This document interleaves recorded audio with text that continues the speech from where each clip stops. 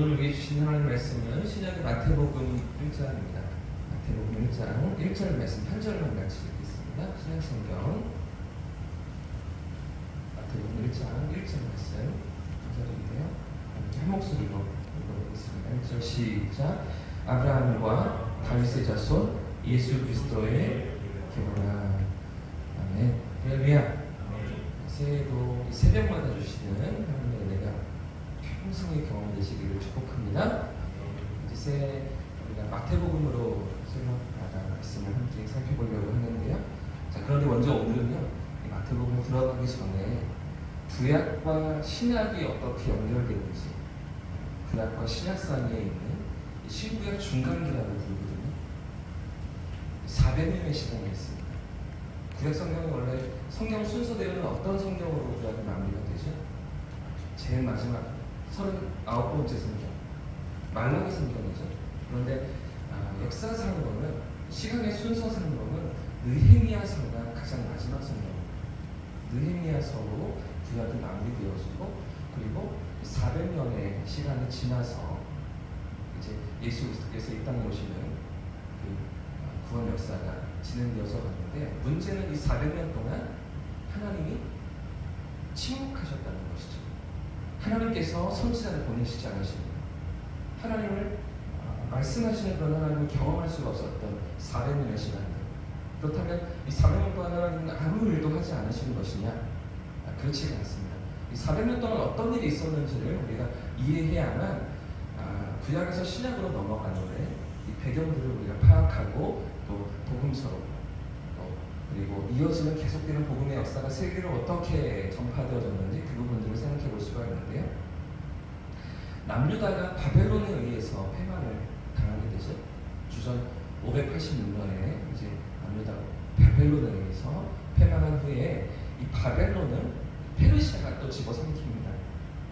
페르시아의 고레스 대왕이 또 책명을 내리면서 그러면서 이 모든 유대인들이 고국으로 돌아갈 수 있는 길을 열어주게 되죠. 그래서 1차와 2차와 3차로 돌아가게 되는데, 1차 귀환은 총독이었던 수르바벨과 그리고 여호수아라는 대제사장과 함께 1차 귀환 그 유다 백성들이 돌아오게 되고요. 돌아와서 그들이 가장 먼저 무엇을 하게 됩니까? 성전을 재건하게 되죠. 1차 귀환의 가장 큰 목적은 그들이 하나님을 향한 예배의 처소를 다시 일으키고 세우는 것이었습니다. 그리고 조금 시간이 흘러서 2차 포로 귀환이 이루어지는데, 학사였던 누구와 함께 에스라와 함께 2차 포로 귀환이 이루어지게 되고요. 에스라는 돌아와서 신앙을 재건하는, 유다 백성들의 삶의 정체성과 하나님의 부르심이 어디에 있는지 그들의 삶을 돌아보는 이런 일들을 이어가는 학사로서의 역할을 감당하고요. 율법 학자였던 거죠. 말씀을 가르치는 그런 사람이었습니다. 자, 그런가 하면 3차 포로 귀환은 이 페르시아의 술 맡은 관원이었던 누구? 느헤미야가 총독이 되어서 3차 포로 귀환의 지도자가 되고, 그리고 여러 백성들이 함께 들어오게 되는데, 느헤미야가 52일 동안 무엇을 재건하게 됩니까? 성벽을 재건하게 됩니다. 보십시오. 그러니까 성전을 먼저 재건하고, 그 다음에 신앙을 재건하고, 그 다음에 성벽까지 재건하는 이런 1차, 2차, 3차의 귀환으로 이어지는 역사. 자, 1차 포로 귀환인데 성전을 건축하는데 쉽게 성전이 건축되어지지가 않습니다. 성전 건축을 방해하는 원수들이, 대적들이 있었죠. 산발락과 도비아 같은 이런 주변에 있던 많은 원수들이 모함하고 페르시아족들이 이들이 반란을 일으키려고 합니다. 거짓 상소를 올려서 12년 동안 성전 건축이 중단되게 됩니다. 이때 쓰였던 성경이 학개, 스가랴, 이런 성경들을 통해서, 선지자들을 통해서 하나님 또 이제 성전 건축을 독려하시기도 하고요.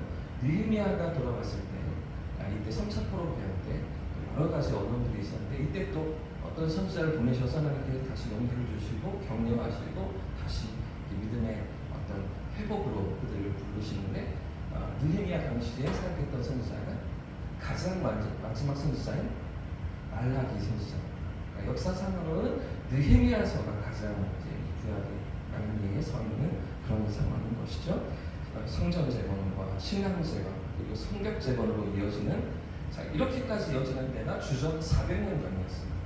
586년에 포로로 끌려가 70년 동안의 포로 생활이 있고, 하나님의 약속대로 70년 만에 다시 돌아오게 하셔서 그리고 100년은 가까운 시간 동안 1차, 2차, 3차로 백성들이 돌아오는 상당히 갭이 있었겠죠. 바로바로 돌아오는 게 아니었겠죠. 자, 그래서 첫 지도자였던 수룹바벨 사역이 있고 에스라와 느헤미야는 함께 사역했다고 보여지는데 1차와 2차 사이에 상당한 간격, 80년 이상의 간격이 있는 이런 시간들을 지나면서 주전 400년이 되어서 이제 느헤미야의 사역까지 12년의 그 총독의 사역을 마치고 느헤미야는 다시 페르시아로 돌아가게 됩니다. 왕에게 저희가 성벽을 재건하고 이스라엘 유다를 다시 이렇게 돌아보고 다시 귀환하겠습니다 이렇게 약속하고 왔었거든요. 느헤미야가 돌아가고 이런 상황들이 이어지는 가운데 주전 400년의 시간입니다. 자, 그런데 문제는 이 400년, 주전 400년부터 예수님 오실 때까지, 예수님 탄생하실 때까지 하나님께서 선지자를 보내지 않으셨다는 거죠. 그래서 400년의 이 기간을 침묵기라고 이야기하고요. 하나님께서 이 시간에는 어떤 선지자를 보내지 않으시고 말씀을 않으시는 긴 시간이 이어졌던 것이죠. 자, 그럼 이 시간 동안에 하나님께서 아무런 일도 하지 않으신 것이냐, 그냥 손 놓고 계셨던 것이냐, 그러시지가 않습니다. 어떤 일들을 하셨을까요? 앞서 말씀드린 것처럼 이 구약의 마지막 흐름은, 구약 성경의 마지막 역사는 페르시아 제국이 통치하던 때였습니다. 그런데 자신만만하던 페르시아가 이제 그리스까지 점령하려고 이 그리스를 침략하게 되는데, 그런데 성공하지 못합니다. 계속해서 침략 전쟁을 벌이거든요. 그런데 그 유럽으로 넘어가지 못하죠. 마라톤 전투, 살라미스 전투, 이런 전투들 들어보셨을 거예요. 폴라타이아 전투, 미칼레 전투, 이런 전투에서 계속 페르시아가 패배하게 됩니다. 그리고 이 페르시아가 쇠락의 길로 접어들게 되죠. 그리고 우리가 지난주 금요일날 살펴봤던 마게도냐 지역의 첫 성, 어떤 성이라고요? 지난주 금요일날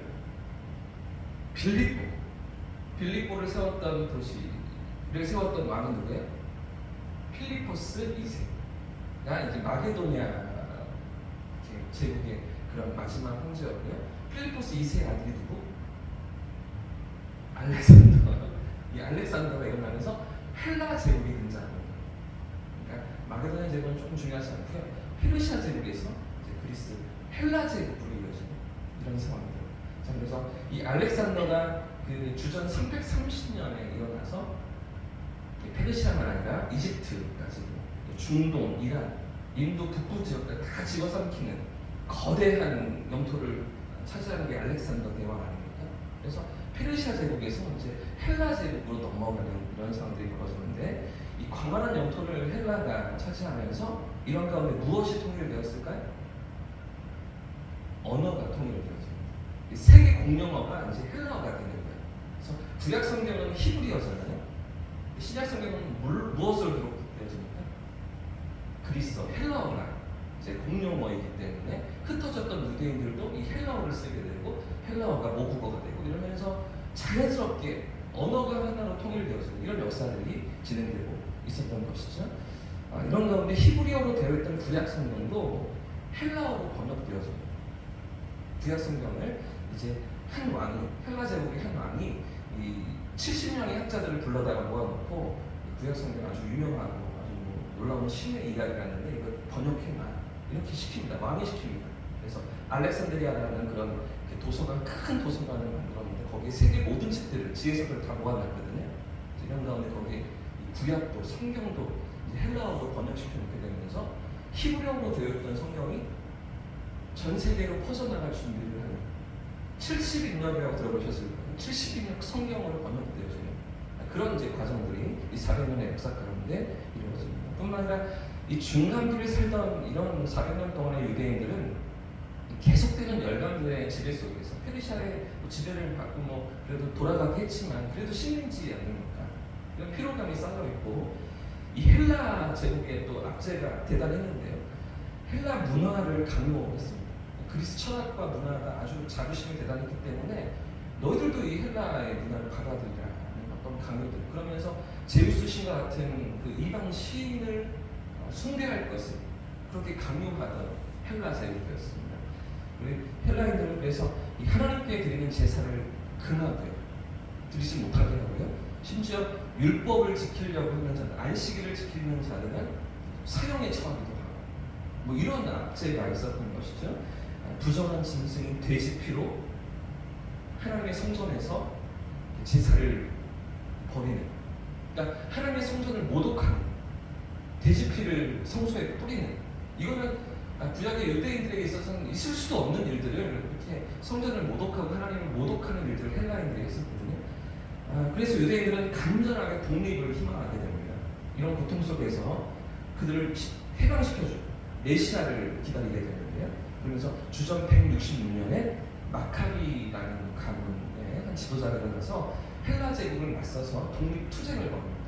그리고 몇몇 전투에서 승리를 거두면서 잠시 동안 마카비 혁명을 일으켜서 약 100여 년 동안 166년부터 또 한 63년까지 100년 동안 유대인들이 자유를 얻게 돼요.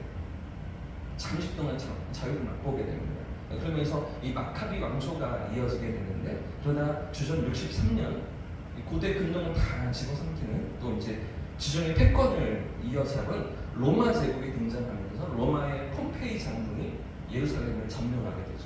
그래서 로마 식민지대가 이어지는 게 주전 63년이에요.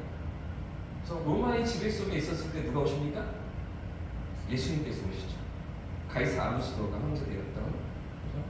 그런 가운데 예수님께서 이 땅에 오시는 이런 배경으로 400년의 시간들이 이어지게 되죠. 중요한 것은 신약 중간기인 이 400년 동안 이 바벨론 제국에서 페르시아 제국으로, 그 다음에 페르시아 제국에서 헬라 그리스 제국으로, 헬라 제국으로, 그 다음에 로마 제국으로 이런 역사가 이어지는 가운데 하나님께서 침묵하셨지만 사실 하나님은 당신의 구원의 복음을 이 땅에 보내시면서, 예수 그리스도를 이 땅에 보내시면서 그 복음이 전 세계로 퍼져나갈 모든 준비들을 하고 계셨다는 거죠. 세 가지로 크게 생각해 볼 수 있는데요. 첫 번째는 아까 말씀드린 언어의 통일입니다.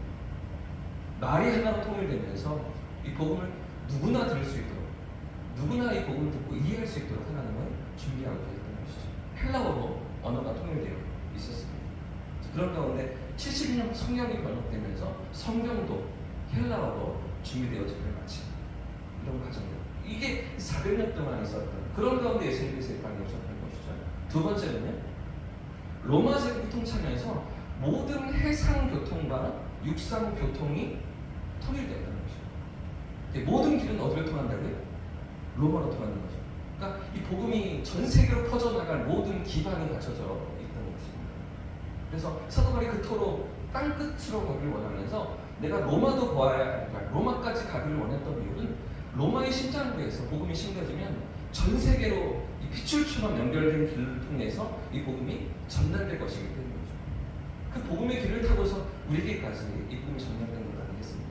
모든 길이 통일되도록 로마의 통치 가운데 모든 기반이 갖춰지도록 그렇게 하나님께서 예비하셨다는 것이죠. 마지막 세 번째, 무엇이 준비되었을까요? 메시아 대명사상입니다. 그 모든 억압과 압제 속에 살아가면서 헬라인들의 모든 그 모독 가운데 그들이 모멸감을 느끼면서 메시아께서 진정한 하나님 나라를 이루시는 의와 평강과 희락의 그 평화의 나라가 이루어지기를 소망하는 메시아 대망사상, 잠시 동안 100년 동안 자유를 맛보다가 다시 로마에게 압제를 받으면서 언제까지 이런 피곤한 삶을 우리가 살아야 합니까? 어서 오소서 마라나타, 메시아를 기다리는 메시아 대망사상이 유대인들에게 가득 생겨나는, 소망하는 그런 갈급함으로 하나님께서 준비하시고 그들의 길을 인도해 가셨다는 것이죠. 자, 그래서 사도 바울이나 복음 사역자들이 이 로마가 만들어 놓은 길을 밟고 다니면서 헬라어로 복음을 전하고요. 그런 가운데 가장 먼저 어디로 들어갑니까? 복음을 전하면서 회당으로 들어가잖아요. 메시아를 대망하고 소망하던 회당, 흩어진 유대인들, 그들에게 회당 가운데 복음을 전하면서 니들이 기다렸던 그 메시아가 바로 예수 그리스도이시다. 이 복음의 메시지를 전하는 그 복음 사역들을 감당했던 것이죠. 사랑하는 여러분, 새해 첫 새벽부터 어려운 이야기를 하고 있죠? 이해가 되십니까? 하지만 신약을 우리가 들어가면서 그 앞에 숨겨진 이 400년의 중간기가, 제가 간략하게 말씀을 드렸는데, 헬라 제국의 여러, 또 알렉산더 대왕 이후로 네 개의 이제 왕조로 또 갈라지거든요. 그런 가운데 70년이 준비되는 스토리도 아주 재밌습니다. 이런 신백의 중간기, 하나님께서 침묵하셨다라고만 얘기하고 이 시간들, 이것이 우리에게 무엇을 말해주고 있습니까? 침묵 가운데서도 하나님은 신실하게 당신의 일들을 이루어 오신 것이죠. 비록 보이지 않으시는 것 같은 그런 시간이었지만 그 가운데서도 하나님은 여전히 일하고 계셨다는 것입니다.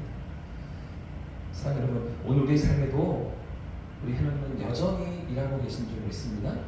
우리가 느끼든지 느끼지 못하든지 신실하신 하나님, 우리를 향하여서 가장 선한 길을 준비하시고 계획하시고 인도해 가시는 줄 믿습니다.